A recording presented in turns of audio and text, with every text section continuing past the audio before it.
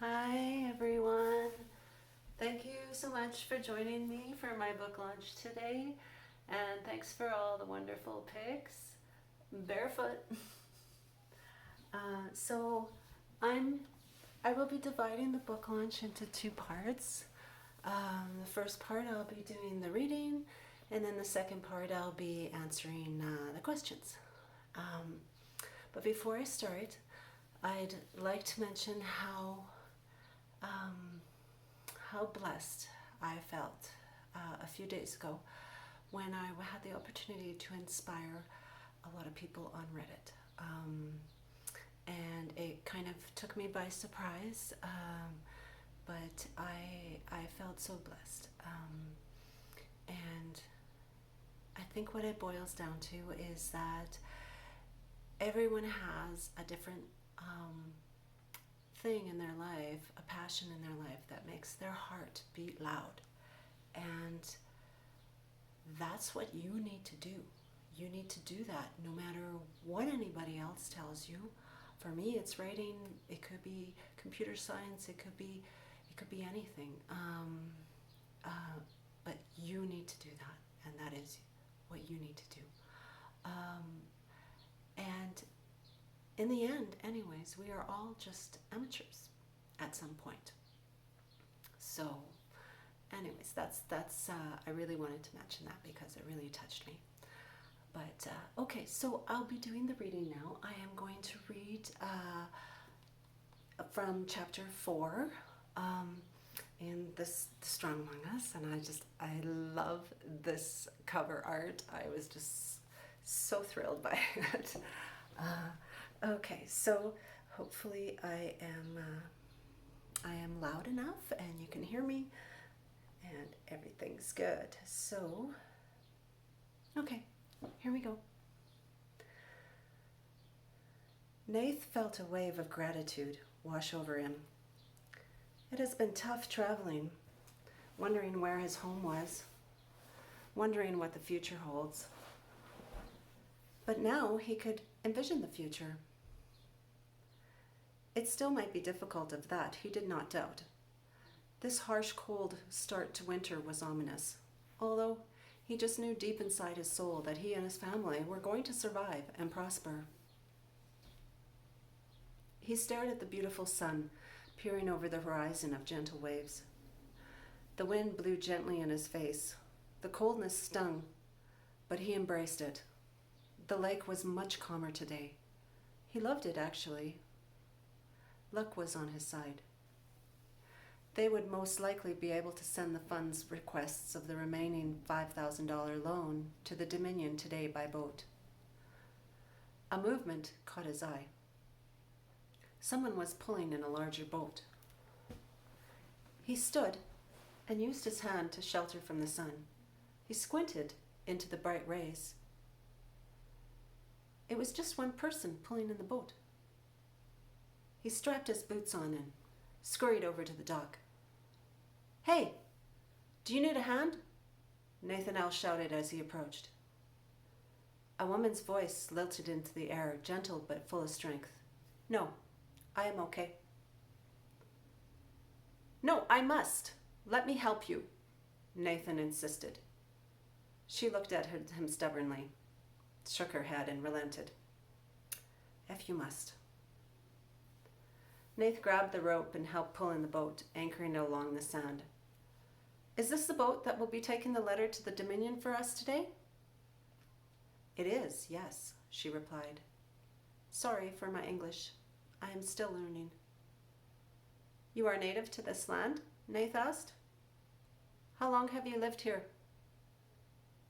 "Forever," she laughed. "Ma and Pa were born here, so was I." "Interesting," Nath replied. "It is a beautiful land and a beautiful lake." "Yes, Nath, it is," she said. "You remembered my name." "Yes, I did. Is that wrong?" she asked. No, just a surprise, that's all," Nathan answered. They both sat down in the sand and quietly watched the sunrise. It was captivating. Every second the sun rose further and further into the sky. It almost appeared as if a line was painted, and the sun was yearning to grow over the line. Nath sifted his fingers through the sand again, looking down. Gimli is beautiful. And Wotton looked at his handsome face. I love this lake. It is in my blood. I heard that you are the best fisherman in town, Nath commented admiringly. Yes, Garth says thus. And Wotton nodded. I have not done much else, though. It is all I know. And some deer hunting. She removed her fisherman's hat and let down her long black hair.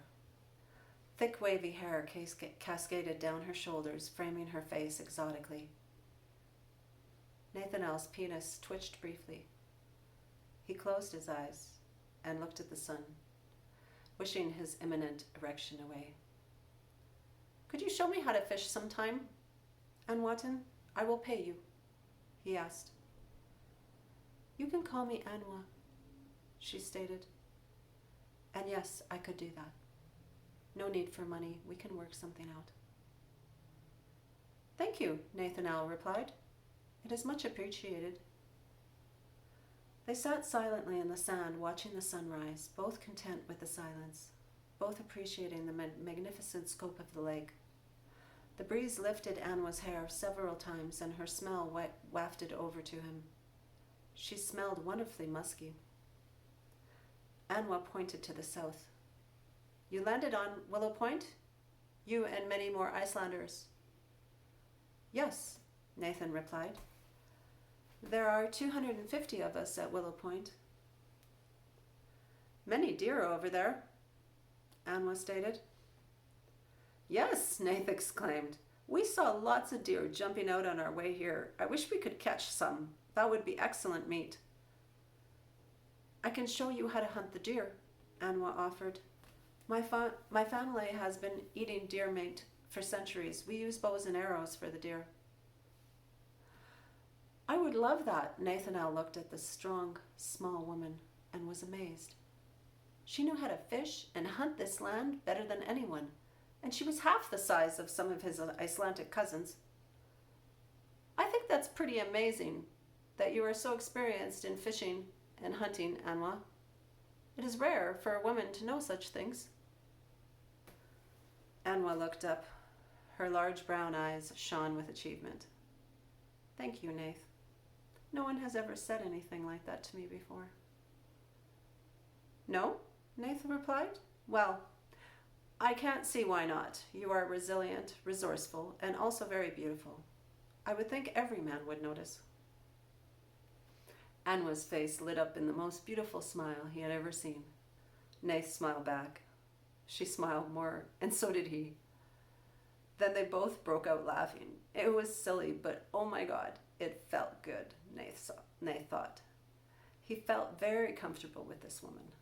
It was almost strange because he could sit and watch the sunset in silence with her, be silly with her, and call her beautiful, even without even once being a bit nervous. Thank you. I don't really think I am beautiful. I think I am a wilder woman than some men like, Anwa replied, her thick native accent slurring her words. Oh no, you have that wrong. Men like wild, Nath said, laughing. All men like a bit of a wild woman. Anwa burst into laughter again. She laughed so hard that tears began to well in her eyes. Nath grabbed her waist and tried soothing her, although he started laughing too. Anwa's hand fluttered down onto his lap as he held onto her waist. They both took deep breaths, trying to calm down the laughter bubbling up inside of him. Then they burst into laughter again. They forgot what they were even laughing about all along. It was so silly. She loved the way this man made her feel, Anwa thought. It was like she had nothing to hide from him. It was indeed a wonderful feeling. Nath's hand moved up and down her back, trying to soothe the laughing fit out of her. Finally, she calmed down and started breathing heavy but normal. Nath sensed something. He was not sure what, but it felt like he should kiss her. She looked up and their eyes locked. The heat was building between their bodies at an amazing rate. Her hand stayed firmly on his leg. Nath felt his head swim and his penis hardened instantly. Hopefully she doesn't notice, he thought. Right at that moment, as if on cue, she looked down. Yes, she just noticed, Nath thought. He pulled her body a tiny bit closer. He needed to kiss this woman. Something was pulling him to her with an incredible energy that he couldn't describe. He lifted his other hand to her chin. She was breathing heavily. Anwa, where are you? Garth's voice boomed over the beach. She jumped up as if stung by a scorpion. Oh my, that is Garth, my stepdad. I must go help get the boat ready. She bolted and ran away across the sand towards the dock. She turned back once and waved at Nath. It was so nice meeting you, Nath. Nath stood dumbfounded, watching her run away, feeling like someone had just taken away his favorite toy. He waved back to the disappearing Anwa Miss Wildwoman, her beautiful long hair flowing behind her. Yes, it was a pleasure meeting you as well, Anwa. His hand floated in the air, wishing he could pull her back to where they were and finish what had happened. What had happened, he thought. He was going to kiss her, that's what. He stood rooted to the sand for several moments, willing his erection to go away. It persisted valiantly, so he slumped down and sat in the sand. He watched the sun while his erection softened. Well, he thought, he really likes this woman. It was the first time he had experienced such a thing. Was it called chemistry? Or just raw attraction? He didn't know, but whatever it was, it felt amazing. He felt like he was floating. He smiled, bent his knees, wiped the sand from his pants, and began to walk back to the house. His heart lifted, and he felt like his steps were somehow lighter. In no time, he reached Carl's home. He had been running. He didn't even realize it. He felt so happy. He burst into the cottage, and all the men turned around. They were packing up their things to get ready for the day trip back to Willow Point. Aaron looked up from his bag. Nath, you look so happy. What are you smiling like that? What happened? Nath ran his fingers through his hair and looked down. He didn't realize that he had a permanent grin on his face. Nothing. I just chatted with the fishermen. The boat is getting ready. We have our wish. The loan documents are going to be delivered this morning. Let's get ready, Nath said excitedly. Gunnar and Christian had their packs on the quickest and were at the door. Aaron and Carl followed. Gunnar looked at Nath. Hey, are you okay, Nath? You look flushed. Yes, I'm fine. I was running across the sand. The sun was beautiful rising over the lake this morning. I stopped and met with the fishermen. They were getting everything ready for us. Who will deliver the letter? I will, Carl replied. Thank you so much, Carl, Christian replied. No trouble at all. I know where to go. I would do this 10 times over for my fellow countrymen. They packed up and left the house. By the time they had arrived at the wharf, Anwa was already inside the boat, clearly busy getting the vessel ready for the trip. Their eyes met once briefly, but she looked away, as if she was embarrassed. This confused Nathaniel. He was sure that she wanted to kiss him. Everything began to happen quickly. Before they knew it, Carl was on the boat and Anwa was steering it southward down the lake, disappearing into the horizon of the lake with the letter. Nath! Aaron slapped him on the shoulder. Wake up! Let's go. We have a whole lot of supplies to pick up this morning. And I have my first job to go to. Aaron laughed heartily. Nath followed the group down Main Street towards Yuri's farm. His head still felt light. like something important just happened, something that he would not forget for a million years. Okay, so that's all I'm going to read. And yeah, so join me for part 2. Okay, I'll be answering questions. Okay, take care.